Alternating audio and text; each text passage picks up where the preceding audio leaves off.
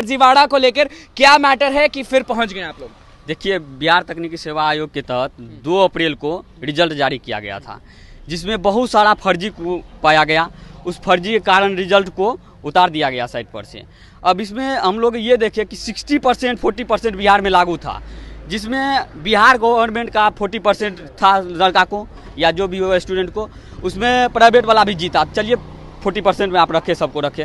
संविदा वाला को 60% में जो जिसका ज़्यादा पॉइंट है, वो 60% में जिसका सिलेक्शन हो रहा था, उसको 60% में सिलेक्शन नहीं दे करके डिपार्टमेंट के कारण चाहिए क्या आपको? हमको चाहिए कि जिसका सिलेक्शन 60% में हो रहा था, फर्जीवाड़ा को हटा करके 60% में दीजिए। डिपार्टमेंट के कारण आप नियमावली को मत तोड़िए कि 60% को आप 40% में RCD BCD मिल रहा है तो वहाँ कहाँ से आए? दे दीजिए। हम मधेपुरा से आए हैं। मधेपुरा से। आप बताइए कहाँ से आए, क्या चाहिए? हम नालंदा जिला से हैं।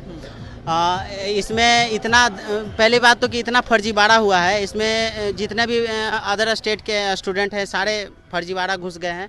दूसरा, हमको जो है, अगर सरकार सही तरीके से रिजल्ट प्रकाशित नहीं करती है, अगर वो रिजल्ट सही तरीके से प्रकाशित करने में असक्षम है, तो हमको एग्जाम करवाते हैं, हमको कोई दिक्कत नहीं, हम लोग एग्जाम के लिए भी खुश हैं। हम लोग मेरिट से ले लेंगे जॉब, लेकिन हमको अगर सही तरीके से रिजल्ट प्रकाशित करने के लिए नहीं आता है सरकार को, और सरकार इसमें हमको भी लग रहा है कि असक्षम है। क्योंकि उस समय जब हम लोग गए थे, मिले थे, जब आयोग में जब हम लोग मिले थे, तो आयोग भी बोल रहा था कि फर्जीवाड़ा नहीं है, लेकिन हम उन लोगों को फर्जीवाड़ा है कि नहीं ये बताइए। जी सर, फर्जीवाड़ा है। आपके साथ क्या फर्जीवाड़ा हुआ है बताइए थोड़ा।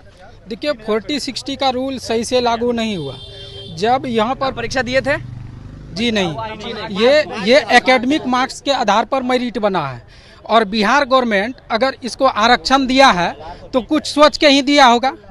तो इसलिए दिया कि इक्वलिटी में आ सके, क्योंकि प्राइवेट कॉलेज वाले का परसेंटेज अधिक उठता है, और बिहार के अंदर जो गवर्नमेंट कॉलेज है इसका बच्चा उतना परसेंटेज नहीं उठा पाते हैं। इसलिए मुख्यमंत्री ने 40% रिजर्वेशन दिया।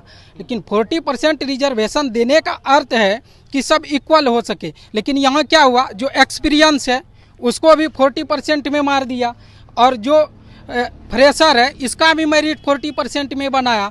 तो हम लोगों को गवर्नमेंट पॉलिटेक्निक वाले को तो 40% में सीमित न, पॉलिटेक्निक वाले हैं जी, गवर्नमेंट पॉलिटेक्निक से है। लग रहा है कि धरना देंगे तो कुछ होगा कि नहीं होगा? नहीं, होना चाहिए। उम्मीद है, सरकार बदल गई तो लगता है कि रिजल्ट है कि नहीं तेजस्वी? जी, पूरा भरोसा है कि रिजल्ट बदलेगा और सही दिशा में। ये तो नहीं कि आज आप लोग फिर से लाठी खा जाएं यहाँ? अब लाठी खाए क्या करे, पुलिस का लाठी हड्डी तोड़ सकता है, हौसला थोड़ी तोड़ सकता है।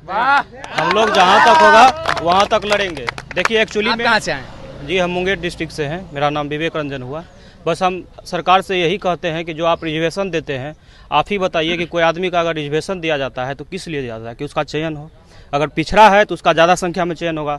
उसी तरह तो हमारे सरकार माननीय नीतीश कुमार जो मुख्यमंत्री हैं, हम लोग को 40% सरकारी कॉलेज को दिए थे, और वो 40% हम लोग का गला घोट रहा है इस रिजल्ट में। यहाँ पे हुआ क्या कि जितना भी ज़्यादा हायर परसेंटेज वाले स्टूडेंट थे, सारे को डिपार्टमेंट के चलते सारे को 40% में आके RCD BCD जो जितना मलाईदार विभाग था सबको दे दिया। मलाई दे दिया। और आपको क्या मिला? कुछ नहीं। हमको क्या मिला, हम आज रोड पे हैं, घूम रहे हैं। में सीमित कर दिया ना हम लोगों को 40% में सीमित कर दिया गवर्नमेंट पॉलिटेक्निक वाले को, और 60% सीट दे दिया प्राइवेट वाले को।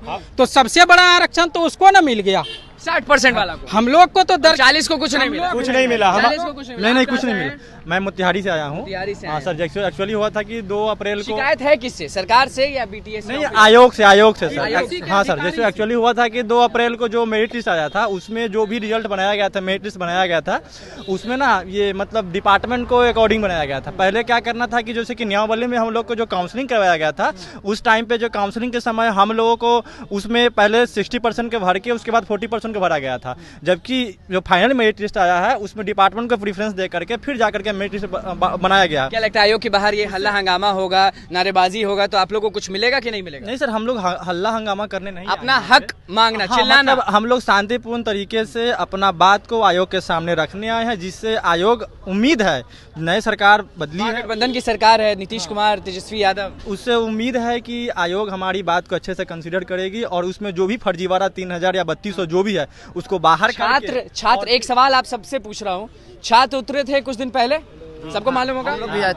भी आए थे जी। क्या हुआ था? कुछ नहीं हुआ, और बदले में हम लोगों का ये हुआ कि जो लाठी मिला, लाठी चार्ज। फिर वही हाल होगा तो क्या करिएगा?